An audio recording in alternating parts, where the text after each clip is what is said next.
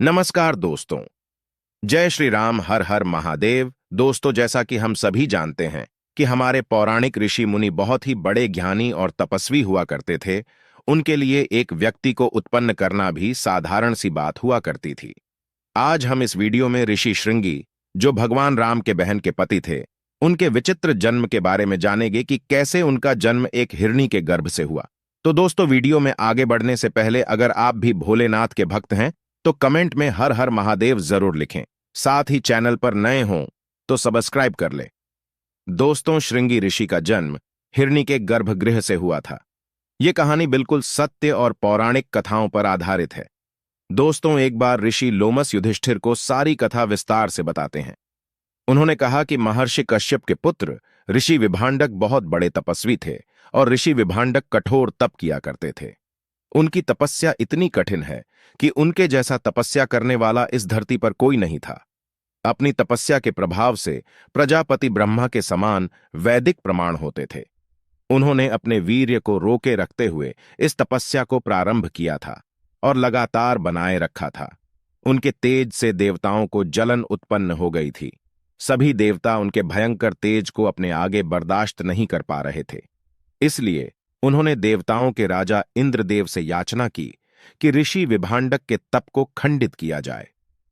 इंद्र हमेशा ही भयभीत रहते थे कि कोई कठोर तपस्या से इंद्रपद को प्राप्त न कर ले।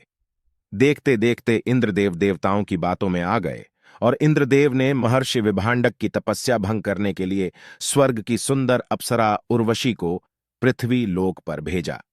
ऋषि विभांडक सुबह सुबह स्नान के लिए सरोवर की तरफ गए। तभी देवराज इंद्र के द्वारा भेजी अप्सरा उर्वशी कामुक अंदाज में सरोवर के पास आई और सरोवर में स्नान कर रहे ऋषि विभांडक को लुभाने लगी। इसी कारण ऋषि विभांडक में तीव्र काम वासना जाग उठी, जिसके कारण उनका वीर्यपात पानी के अंदर ही हो गया।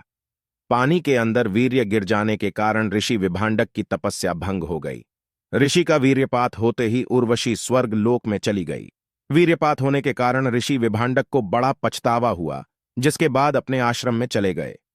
दोस्तों, थोड़ी देर बाद एक प्यासी हिरनी सरोवर के पास आकर पानी पीने लगी।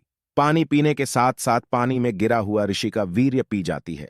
दोस्तों, ऋषि विभांडक का वीर्य पीने के कारण हिरनी गर्भ धारण कर लेती है, जिस कारण हिरनी ने कुछ दिन बाद एक बच्चे को जन्म दिया, जिसके मस्तक पर एक सींग था। मस्तिष्क पर एक सींग होने के कारण उनका नाम श्रृंगी पड़ा। आगे चलकर वही महान ऋषि श्रृंगी हुए। फिर दोस्तों, युधिष्ठिर इतना सुन के कहते हैं कि महर्षि, एक बात बताइए कि पानी के साथ वीर्य को पी लेने से एक हिरनी का गर्भ कैसे ठहर सकता है? यह प्राकृतिक रूप से कैसे स्वीकार किया जा सकता है? तब महर्षि बताते हैं कि वो हिरण कोई साधारण नहीं था, बल्कि अपने पूर्व जन्म में एक देवता था, जिसे श्राप मिला था कि हिरणी के रूप में तुम्हें गर्भगृह प्राप्त होगा। और इस श्राप से मुक्त होने का एकमात्र उपाय ब्रह्मा जी ने बताया था कि ऋषि विभांडव का वीर्य गर्भगृह में धारण कर एक बच्चे को जन्म देना। और वीडियो के अंत में जब उस हिरणी ने बच्चे को जन्म दिया और वापस अपने देवता रूप में आ गई और बच्चे को ऋषि के यहां छोड़कर वह स्वर्ग लोक चले गए। दोस्तों, इस प्रकार श्रृंगी ऋषि का जन्म एक हिरणी के गर्भगृह से हुआ था। तो दोस्तों, वीडियो अच्छी लगे तो वीडियो को लाइक और चैनल को सब्सक्राइब करें। साथ ही कमेंट में हर हर महादेव लिखना ना भूलें। धन्यवाद।